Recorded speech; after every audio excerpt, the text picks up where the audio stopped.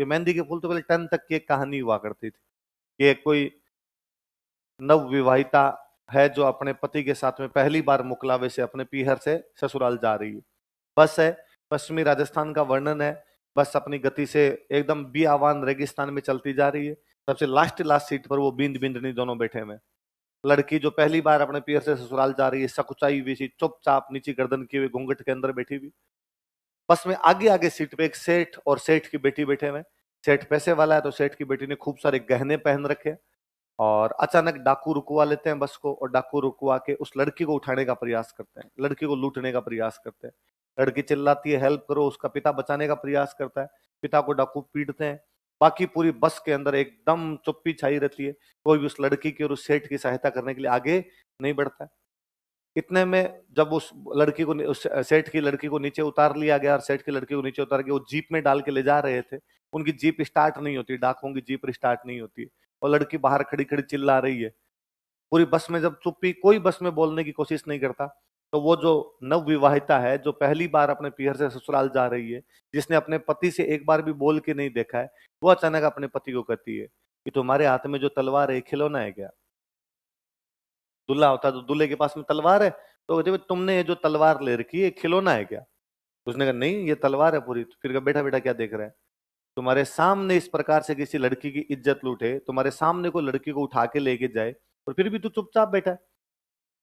तो उसने कहा कि बात तो तेरी सही है, मुझे लड़ना चाहिए, मेरा कर्तव्य ये कहता है कि मुझे यहाँ पर लड़ना चाहिए इनके साथ, पर अपने अभी तक घर भी नहीं पहुंच पाए हैं। मेरे मम्मी और पापा हमारा वेट कर रहे होंगे, और उनको यह समाचार मिलेगा, और ये डाकू ज्यादा है, ऑब्वियस सी बात है, मैं इनसे लड़ूंगा तो मैं इस लड़की को तो बचा लूंगा क्या पता, फिर भी पर मैं मर जाऊंगा इस लड़ाई में, हो सकता है मैं मर जाऊं। तो लड़की वापस कहती है कि मर तो तुम वैसे भी सकते हो कि घर के अंदर बैठे रहो, और घर पे बैठ के जोर से हंसो, हाँ हाँ हाँ, अचानक हार्ट अटैक का दौरा है, मर जाओ।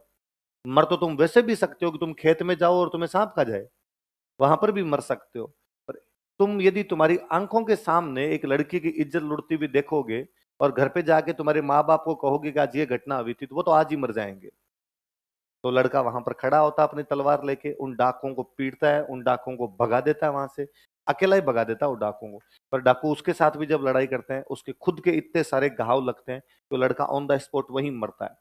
तो लड़की उसके साथ में वहीं पर सती हो जाती है। जिसकी मेहंदी अभी तक सूखी नहीं थी, मेहंदी के फूल अभी तक गीले पड़े थे, वो लड़की सती हो गई थी। इसलिए उसके ऊपर कौन सी लिखी गई थी?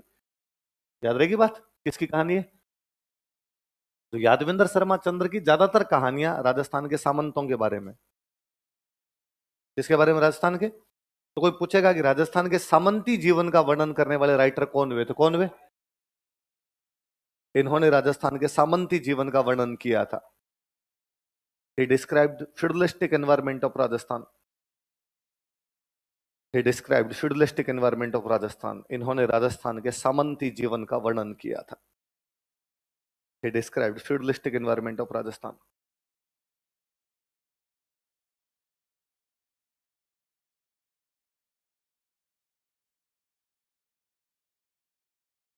राजस्थान के कैसे जीवन का वर्णन किया था? सामंती जीवन का। अगले राइटर लिखो, विजयदान देथा।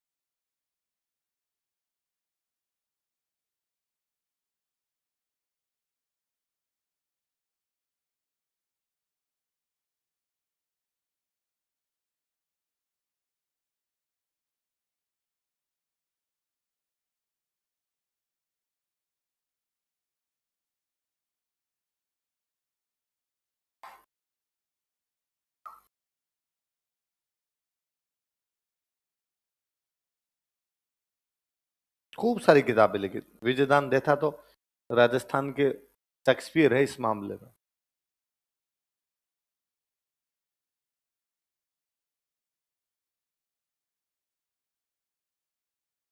दो तीन चार आपके नाम याद रह जाए, याद रखना आपने। तो कभी कोई मेंस में पूछेगा विजयदान देथा की 4 पुस्तकें बताओ, कोई 4 नाम तो याद रहे।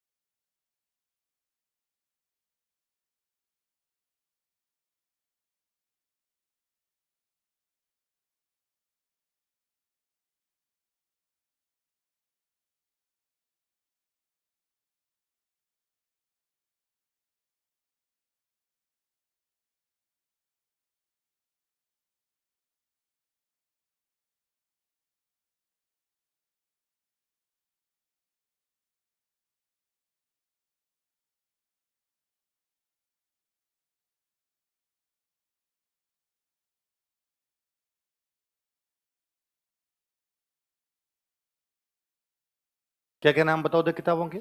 बातारी फुलवारी, दुविधा, लजवंती, अंतराल, सपन प्रिया, चरणदास चोर, बापू के 3 हत्यारे, मारो बदलो, तीड़ो राव और अलेखों। सबसे हिट जो इनकी किताब हुई थी वो थी बातारी फुलवारी। कौन सी हुई थी? आप एग्जैक्टली यूं मान लीजिए कि बातारी फुलवारी कैंटरबरी टेल्स है। थॉमस किसकी, है ना? हाँ, तो उसकी जो किताब है कैंटरबरी टेल्स। कैंटरबरी टेल्स क्या है? कैंटरबरी जगह का नाम है। कैंटरबरी जगह, टेल्स का मतलब कहानियां। आम लोगों की जो कहानियां उनको टेल्स कहा जाता है। कैंटरबरी की आम लोगों की कहानियां। वैसे अपने जो आम लोगों की कहानियां उसका नाम क्या है? इतने हिट हुई थी कि इसके 14 भाग निकाले गए थे। एक भाग आया वो हिट हुआ, फिर दूसरा भाग, तीसरा भाग, तो बातारी फुलवारी कितने भाग है? और दुनिया की ऐसी कोई लैंग्वेज नहीं है जिसमें बातारी फुलवारी ट्रांसलेशन नहीं हुई। जर्मन में, फ्रेंच में, रशियन में, पोर्तुगीज में, सब भाषाओं में हुई थी। तो विजयदान देथा अपने राजस्थान के एकमात्र राइटर हैं जिनको नोबेल के लिए नॉमिनेट किया गया था। किसे नॉमिनेट हुए थे? नोबेल के लिए। नोबेल के लिए नॉमिनेट रविंद्रनाथ टैगोर के बाद में विजयदान देथा ही थे, पूरे भारत के अंदर ही। या अभी वो नॉमिनेट हुए गीतांजलि श्री।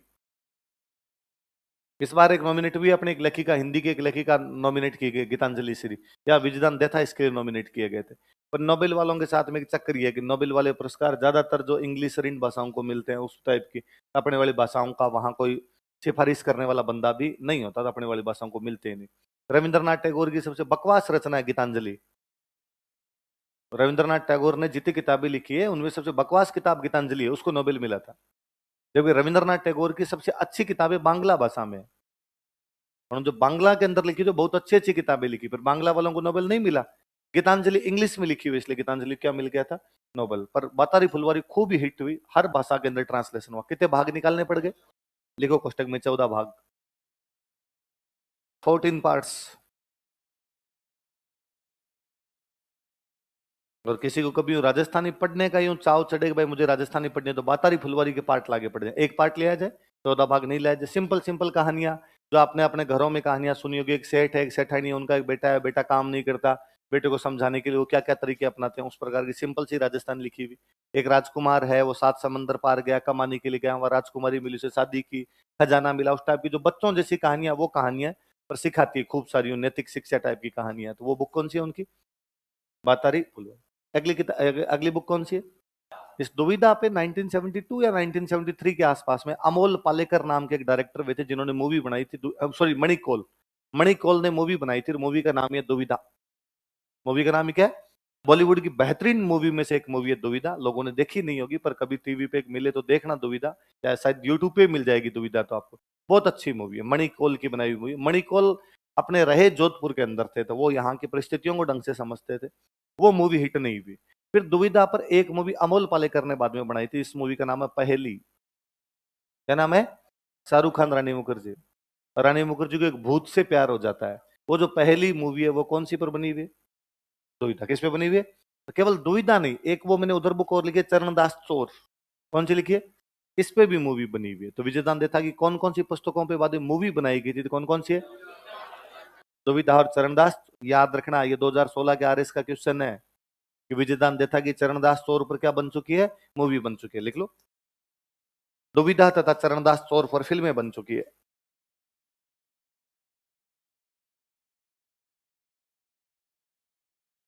दुविधा तथा चरणदास चोर पर फिल्में बन चुकी है। Movies were made on दुविधा एंड चरणदास चोर। दुविधा तथा चरणदास चोर पर फिल्में बन चुकी है। मूवीज वर मेड ऑन दुविधा एंड चरणदास चोर।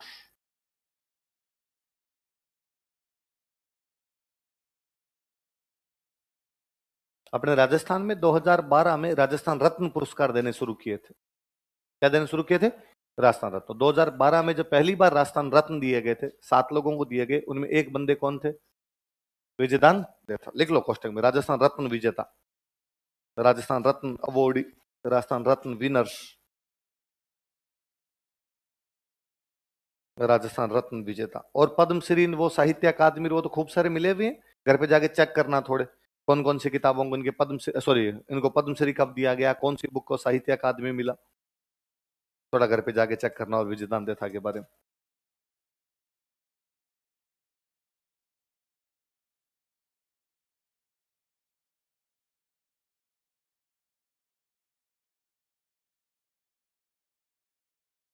अगले राइटर का नाम लिखो, कन्हैयालाल सेठिया। कन्हैयालाल सेठिया।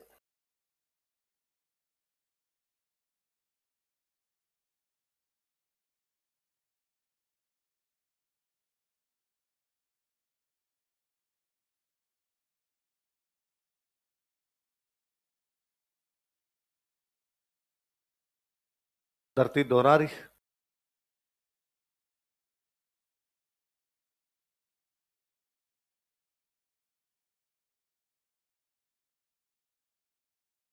पाथल और पीथल।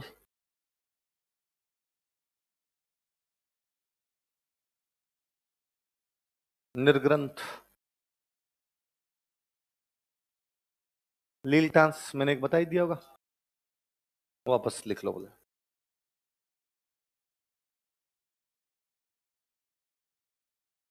कुंकू। मिंजर।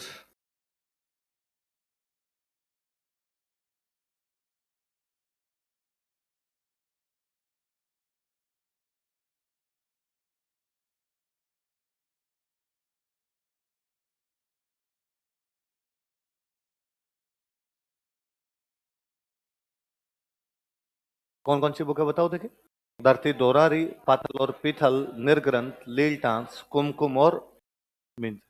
धरती दोहरारी गीत को देखे ऐसे लगता है जैसे राजस्थान का राज्य गीत हो, है नहीं, है तो केसरिया बालम। लेकिन धरती दोहरारी भी इतना हिट हुआ कि अपने को अपना स्टेट सॉन्ग जैसे लगता है, बहुत हिट, खूब हिट हुआ। हर छोटी क्लासों में जब आपने पढ़ा होगा तभी धरती दोहरारी पढ़ लिया होगा। स्कूल में जितने कार्यक्रम हुए उनमें भी कौन सा गाया जाता? धरती दोहरारी गीत। तो वो धरती दोहरारी खूब फेमस हुआ। अगली किताब कौन सी है? ये भी खूब फेमस हुई।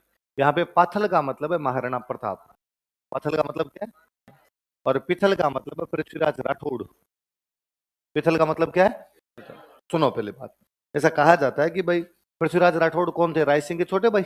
हमने पढ़ा था राय सिंह के छोटे भाई तेरा अकबर के दरबार में रहते थे, और अकबर ने इनको एक किला दे रखा था गागरोन, और इन्होंने वहां बैठे बैठे एक बुक लिखी थी वेली केसम बुक में। ऐसा कहा जाता है कि एक दिन अकबर का दरबार लगा और अकबर के दरबार में अकबर ने पृथ्वीराज राठौड़ को कहा, ऐसा कहते हैं कि भाई महाराणा प्रताप कभी अकबर को बादशाह नहीं कहते थे, कि महाराणा प्रताप भी अनौपचारिक बातचीत में कभी दूत वगैरह मिलने के लिए आए तो किसी ने कहा भाई मैं बादशाह अकबर का दूत आया हूं, तो उन्होंने वापस कभी बादशाह नहीं कहा। अच्छा, उन्होंने कहा अच्छा उस तुर्क ने भेजा है क्या? अपने बाहर तुर्क थे ये सर, भाई अपने पढ़ते पूरी तुर्क सल्तनत ही है। तो बाद में मुसलमानों के लिए एक शब्द का यूज ही आ गया था तुर्क, जबकि ये मुगल थे। अकबर ये थे, ये कौन थे? सारे के सारे मुगल थे। तुर्क ये थे इल्तुतमिश, कुतुबुद्दीन ऐबक, बलबन, ये सारे के सारे कौन थे? तुर्क थे। बाद वाले भाई तुर्कमेनिस्तान के लोग हैं वो क्या हो गए? तुर्क। मंगोलिया के जो लोग थे वो कौन से हो गए? मंगोल। उज्बेकिस्तान से वो क्या हो गए? उज्बेक। तजाकिस्तान से आए वो क्या हो गए? ताजिक। ईरान, ईरान से आए वो कौन से हो गए? ईरानी। अलग अलग नाम पड़ जाते हैं वैसे। अपने अपने वालों को हिंदुस्तानी बोलते थे। अपने भारत के जो मुसलमान थे उनको बोलते क्या थे? हिंदुस्तानी। हिंदुस्तानी नाम था उनका, अलग से नाम लिए जाते थे। तो जहां के होते उनके नाम से वो चीज हो जाती। इसलिए मुगलों के अलग अलग गुट, दरबार में भी गुट बने होते। ईरानियों का गुट अलग, तुरानियों का गुट अलग, हिंदुस्तानियों का गुट अलग, ताजिकों का गुट अलग, तुर्कों का गुट अलग। तो चालीसा दल में केवल तुर्क थे। चालीसा दल में कि तुर्कों को शुरुआत में और किसी पे विश्वास ही नहीं था, कि तुर्कों का जो भी कमांडर होगा वो सारे के सारे कौन होने चाहिए? तुर्क होने चाहिए। तो कि महाराणा प्रताप तो कभी बादशाह बोला नहीं करते थे। तो एक दिन अकबर ने पृथ्वीराज राठौड़ को कहा कि पृथ्वीराज राठौड़, आजकल यार मैंने सुना है कि महाराणा प्रताप भी मेरे को बादशाह कहता है। महाराणा प्रताप भी मेरे क्या कहता है, उसका मतलब है कि महाराणा प्रताप भी मेरी अधीनता स्वीकार कर चुका है और उसने मेरी बातें माननी शुरू कर दी और मुझे क्या कहता है, बात। पृथ्वीराज राठौड़ ने कहा कि ना ना, ये तो सब हो ही नहीं सकता। ऐसे कैसे हो सकता है कि आपको वो बादशाह कहना शुरू कर दे? तो कहा तू लेटर लिख के पूछ ले। तो फिर वो एक बहुत फेमस सी उनकी कहानी है कि पृथ्वीराज राठौड़ इधर लेटर लिखते हैं प्रताप को और प्रताप को कहते हैं कि मैंने सुना है कि आज सूर्य पश्चिम दिशा से उगने लग गया है। सूर्य किधर से उगने लग गया है? पश्चिम दिशा से, क्योंकि महाराणा प्रताप ने अब अकबर को क्या कहना शुरू कर दिया, बादशाह कहना शुरू किया। तो महाराणा प्रताप मुझे जवाब दो, मैं अकबर के दरबार में बैठा बैठा मूंछों के ताऊ लगाऊं या तलवार से खुद के टुकड़े टुकड़े कर लूं? यदि तुम बादशाह करना शुरू कर चुके हो तो मुझे मर जाना चाहिए। इतने दिन तक मैं ये कहा करता था कि भाई भारत में एक राजा है जो अकबर कभी बादशाह नहीं कहेगा, और वो राजा कौन है? महाराणा प्रताप। और यदि अब तुम नहीं कहना शुरू कर दिया तो फिर अब दुनिया में जी के क्या करना है? फिर तो तलवार मार के मर जाता हूं। और यदि तुम अभी तक भी इसको बादशाह नहीं कर रहे हो तो मुझे लेटर का रिप्लाई दे दो, ताकि मैं मुझों पे बेटा बेटा ताव दे के कह सकूं कि अभी तक भी एक राजा है जो अकबर को बादशाह नहीं कहता। प्रताप लेटर पढ़ते हैं और लेटर पढ़ के वापस कहते हैं कि जब तक एकलिंग जी शरीर को रखेंगे अकबर के लिए मेरे मुंह से तो तुर्क ही निकलेगा, आज बादशाह निकले कल निकले। पृथ्वीराज राठौड़ तुम चिंता मत कीजिए, सूर्य उसी दिशा से उदित होगा जिस दिशा से हमेशा उगता है, सूर्य कभी भी पश्चिम से नहीं होगा। हे पृथ्वीराज राठौड़, जब तक मैं जिंदा बैठा हूं मूछों पे ढंग से ताव लगाइए, अकबर का नाम मेरे मुंह से कभी भी बादशाह नहीं निकले। ऐसा एक छोटा सा वृतांत है। उस वृतांत पे बाद में पूरी कविता लिखी गई, उस कविता का नाम क्या है? और उस वृतांत की यूं वो सोचते हुए कल्पना करते हुए कविता किसने लिखी? कन्हैयालाल। और इन्होंने थोड़ी बातें उसमें अपनी तरफ से जोड़ी, और इन्होंने वैसी बातें जोड़ी इसके अंदर कि भाई अमर सिंह एक दिन घास की रोटी खा रहा था और उसके हाथ से वन बिलाव घास की रोटी छीन के भाग गया। तो अकबर ने महाराणा प्रताप ने अकबर को लेटर लिखा कि मैं तुम्हारी अधीनता स्वीकार करने के लिए तैयार हूं, तुम्हें बादशाह करने के लिए तैयार हूं। और अकबर ने पृथ्वीराज राठौड़ को कहा कि ये देख लेटर आ गया। और पृथ्वीराज राठौड़ ने वापस लेटर लिखा और प्रताप को कहा कि क्या वास्तव में आप अधीनता स्वीकार करना चाहते हैं, क्या वास्तव में आपने लेटर भेजा है? पर कि महाराणा प्रताप ने वापस रिप्लाई दिया कि मैंने ऐसा कोई भी लेटर नहीं भेजा है। तो कन्हैयालाल सेठिया अपने कवि की कल्पना लगाते हैं थोड़ी, और कल्पना लगा के उस घटना को थोड़ा विस्तार दे देते हैं। वो कविता खूब हिट हुई, अक्सर आप लोग सुनते रहते हो। हरे घासरी रोटी ही जद बन बिलावड़ो ले भाग्यो, छोटो सो राजकंवर रोयो राणा रो सुत्यो दुख जाग्यो। हूँ लड़्यो घणो हूँ सयो घणो, मेवाड़ी मान बचावण में हूँ पाछ नहीं राखी रण में, बेरिया रो खून बहावण में। कि मैं खूब लड़ा खूब मरा, मैंने कोई पीछे नहीं छोड़ा, पर आज जब मैं इन स्थितियों को देखता हूं कि मैं मेरे बेटे को रोटी नहीं खिला पा रहा, तो मुझे लगता है कि अब लड़ने का कोई भी मतलब नहीं है। तो उन्होंने कहा कि मैं तुम्हारी अधीनता स्वीकार करना चाहता हूँ। फिर वो पृथ्वीराज राठौड़ की रिप्लाई वाली लाइन है, वो भी खूब अच्छी है। पृथ्वीराज राठौड़ का जो दोहा है, उस दोहे में केवल इतनी ही बात है कि क्या महाराणा प्रताप अब सूर्य पश्चिम दिशा से उग रहा है? क्या महाराणा प्रताप मुझे मुझों पर ताव लगाना चाहिए या तलवार से मेरे शरीर के क्या कर लेना चाहिए? दो टुकड़े, तीन दोहे भेजे थे उसने लिख के। सेठिया जी ने थोड़ी कल्पना के माध्यम से उसको खींचा कविता को। फिर सेठिया जी वाली कविता में, यार हूं सुने हूं सूरजड़ो बादला की ओटा छुप गयो रे, आज हूं सुने हूं नाहरड़ो सियाड़ा सागर सो गयो रे, आज हूं सुने हूं हाथीड़ो कुकर जीवन जीवेलो, आज हूं सुने हूं नाहरड़ो गादड़ा बेड़ो सोवेलो। कि आज आज चातकड़ो धरती रो पानी पीवेलो। कि आज मैंने सुना है कि सूर्य बादलों की ओट में आगे छुप गया है। आज मैंने सुना कि शेर कुत्तों के साथ में, गिद्धड़ों के साथ में रहने लग जाएगा।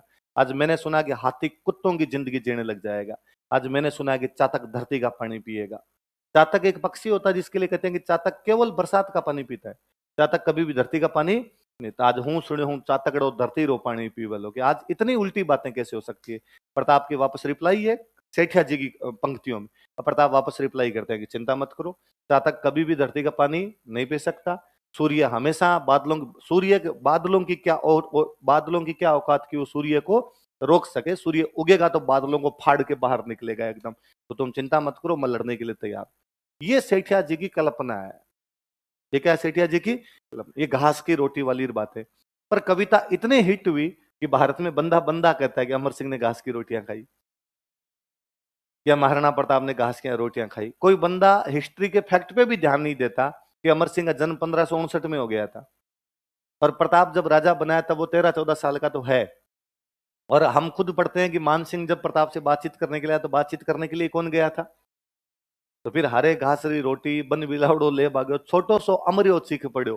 तो अमरियो छोटो तो कैसे हुआ? हल्दी घाटी युद्ध के टाइम में अमर सिंह की उम्र 17 साल है।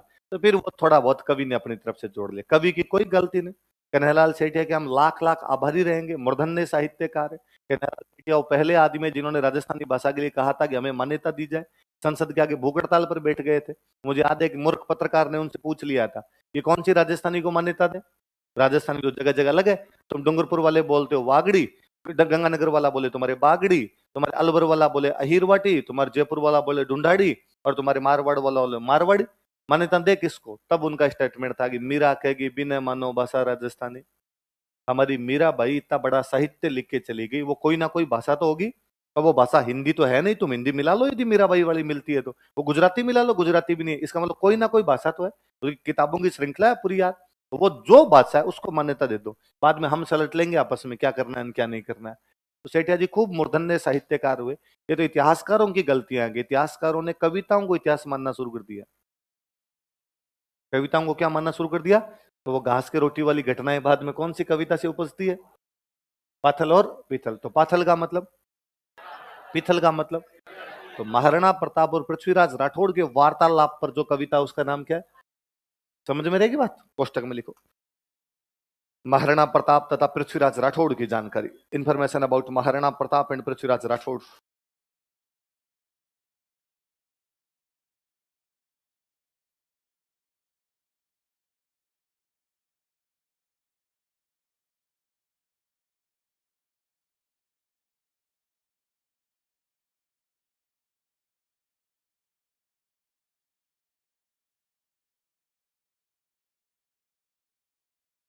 महाराणा प्रताप और पृथ्वीराज राठौड़ की जंग है ना। पृथ्वीराज चौहान मत कर लेना कोई, पृथ्वीराज राठौड़, बीकानेर वाला जो पृथ्वीराज राठौड़ हुआ था उनकी जंग। अब ना कोई आपसे ये पूछेगा कि महाराणा प्रताप को साहित्य में किस नाम से पुकारा गया है? पाथल।